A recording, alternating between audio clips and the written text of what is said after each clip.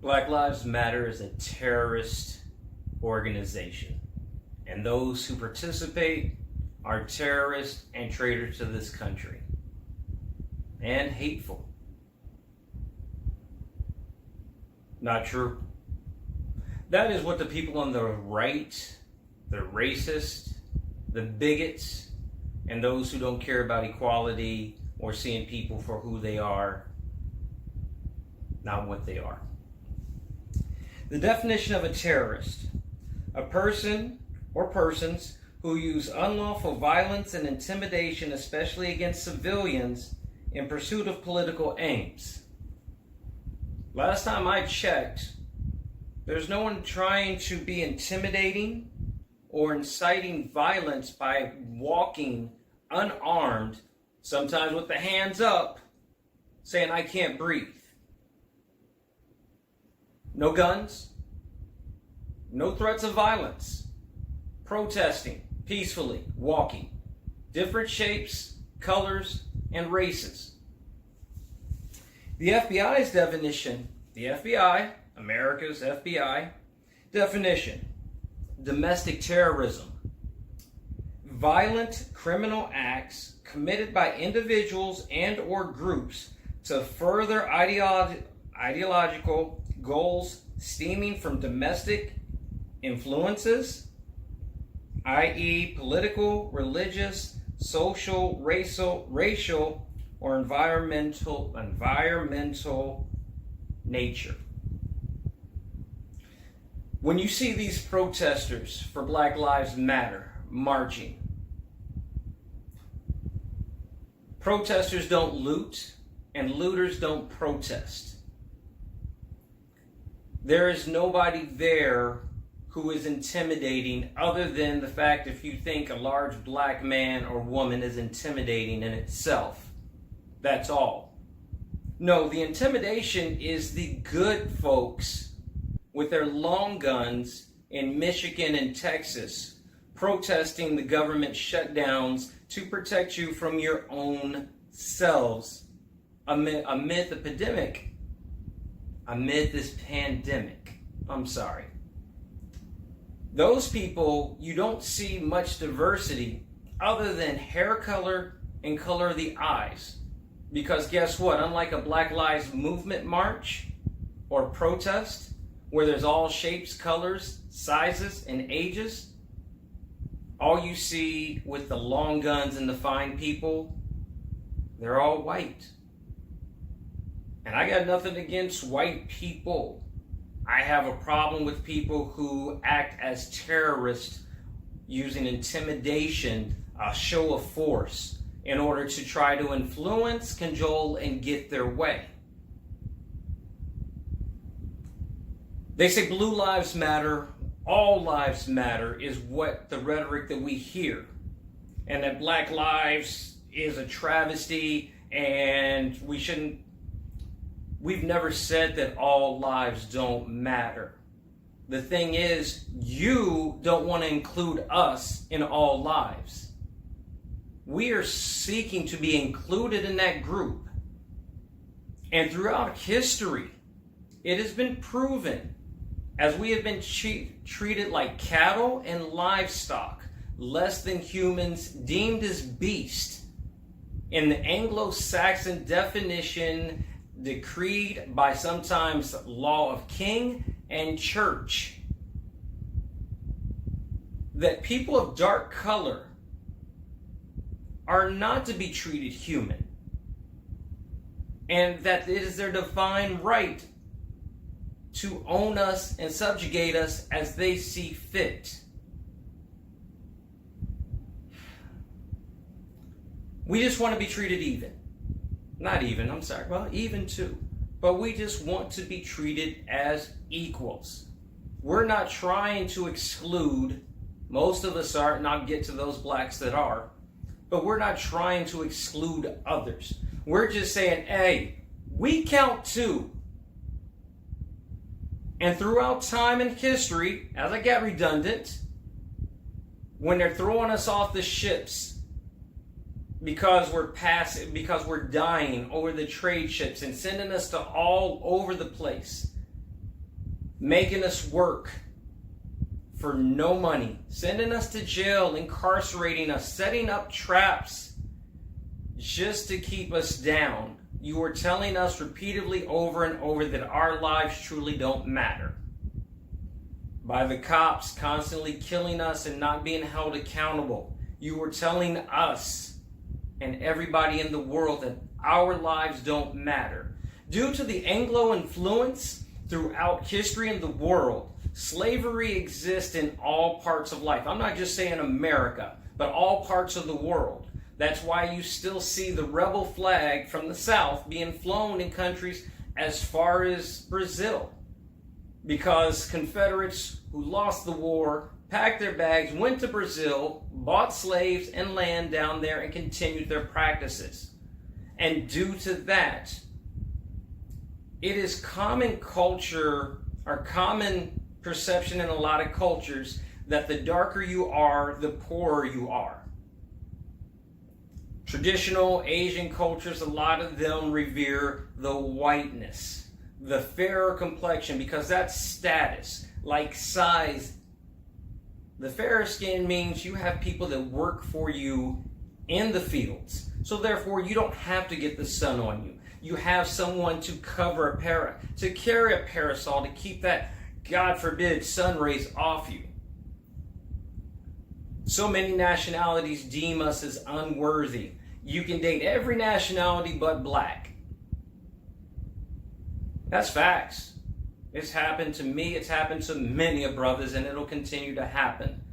We just want to be included in the all lives matter. When it comes to the police, and we'll go with current times, mapping police violence, because that was the tipping point, the flashpoint. Blacks are killed at 3 times the rate of whites.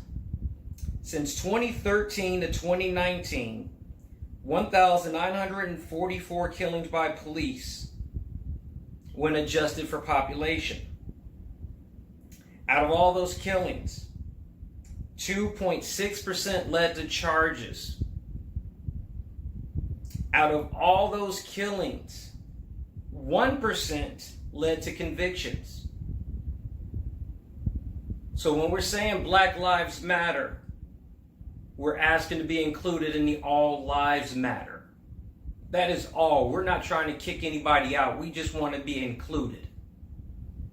That's all we're asking. America, the world. And you could say all the conspiracies you want. It's a peaceful movement, much like Martin Luther King. And yes, there are going to be people that are going to hijack it, attempt to smoke it out, and make it seem like something else. But in truth, we want to be equal. The system is and has been set up against us throughout time, especially here in America. Look at the history. It is there, it is truth. That doesn't give it an excuse to a lot of the brothers and sisters who are acting up out there. But it does give some legitimacy to our problems and why we're scrapping so hard.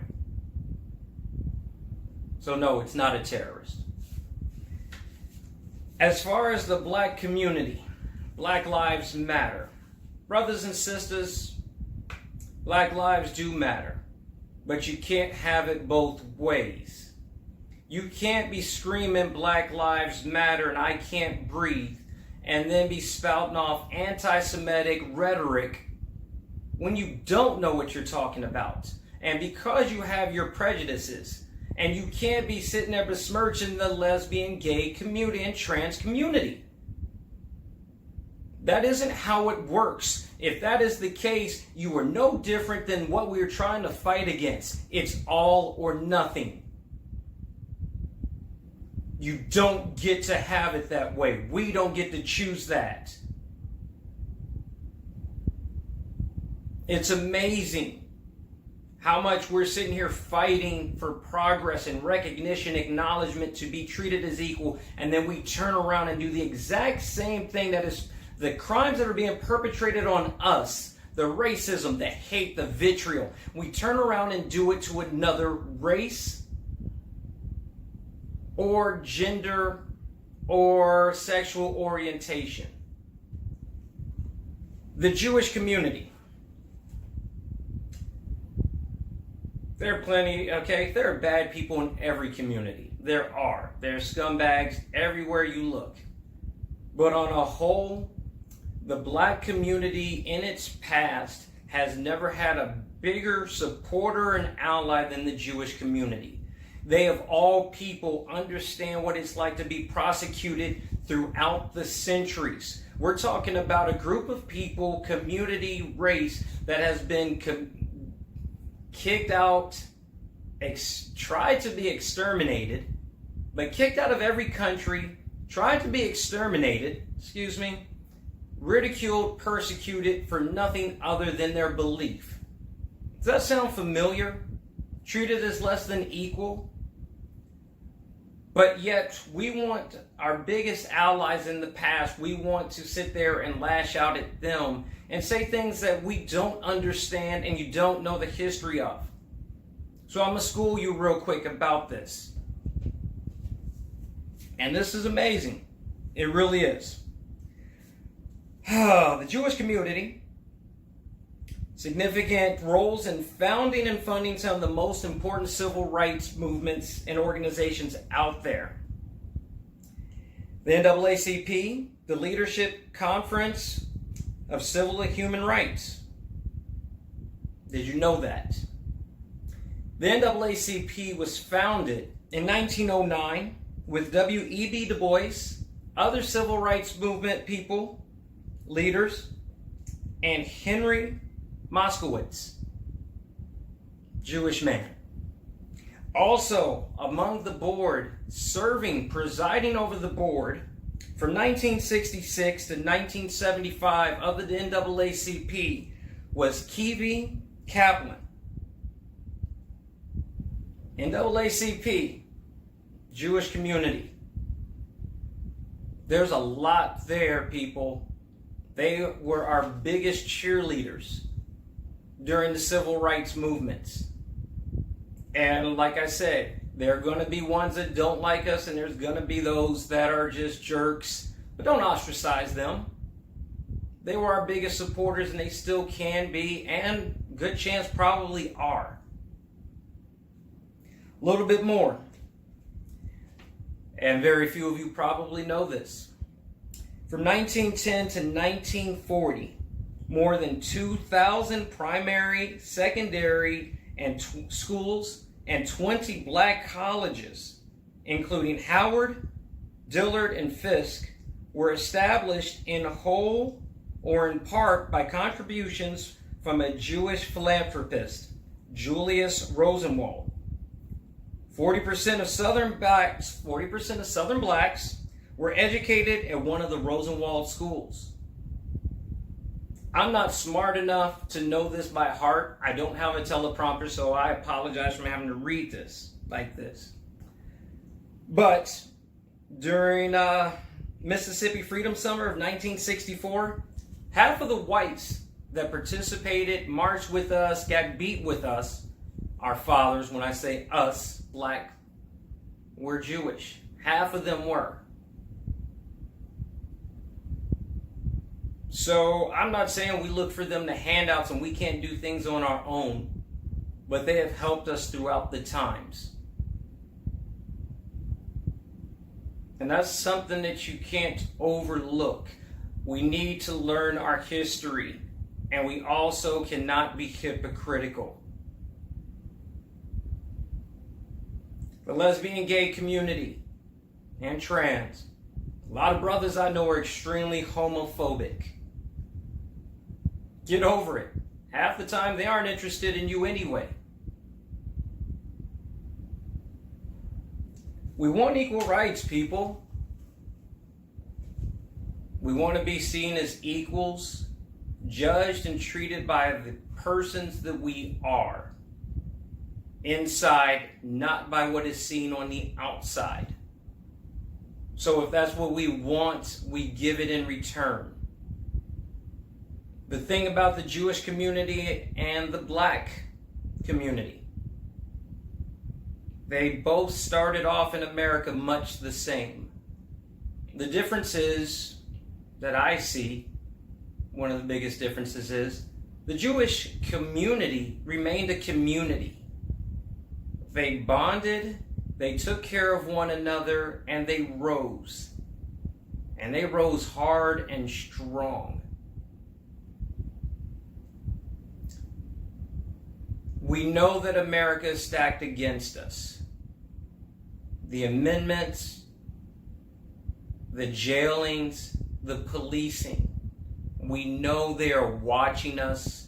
They want to put us in jail, incarcerate us, break up our families. If we know this, why do we give them reason, extra reason, to come at us? They're going to come at us. You could say, well, they're going to come at us regardless. Yeah, they are. But the thing is, if you make it harder for them, don't give them justifiable reasons, they will create them. But nowadays with cameras and whatnot, we can sit there and show the light as we are doing now. Things can't stay in the dark forever. The light will always come.